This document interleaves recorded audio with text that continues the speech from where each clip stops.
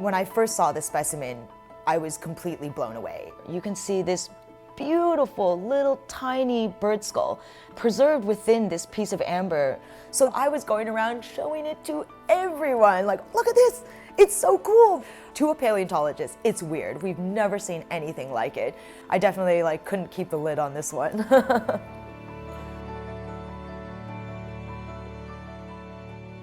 When we think of dinosaurs, we think of these, huge skeletons. But paleontology right now is being completely transformed by the discovery of skeletal fossils, fossil vertebrates preserved in amber. When you have an animal preserved in amber, it looks like it just died yesterday, all the soft tissue in place, trapped in this little, window into an ancient time. So the specimen that we're talking about today is a teeny tiny little bird skull preserved in amber.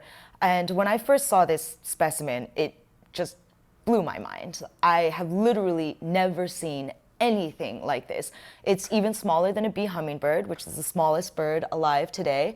The jaws are filled with teeth. There's over 100 teeth present in the jaws. I had these weird eyes sticking out, looking to the side.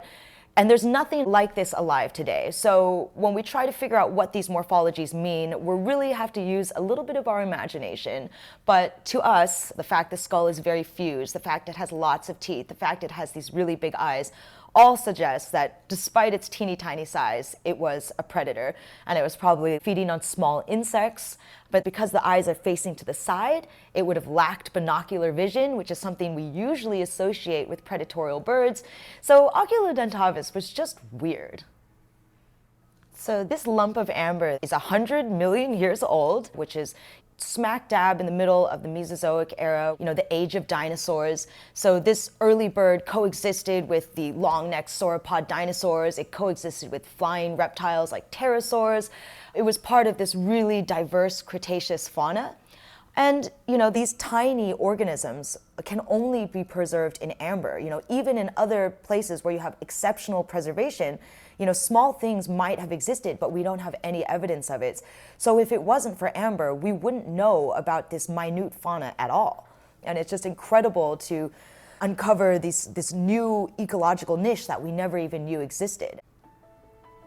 Right now, we're only in the very beginning of the study of these specimens, of what information we can glean from this material. Like right now, we are only describing what you can see through the amber and then the CT images of, so we scan the specimen and then you can see the bones inside. But I'm hoping in the next 10 years that we're gonna develop techniques that are gonna allow us to access the biochemistry of the soft tissues that are preserved in there, to be able to look for melanosomes in the feathers in order to determine color. But also, I actually am sitting on quite a few amazing specimens that I haven't had time to study yet, but there's a lot of very cool things that we still have on the back burner that we'll be studying very soon. So stay tuned, there's a lot more cool stuff out there.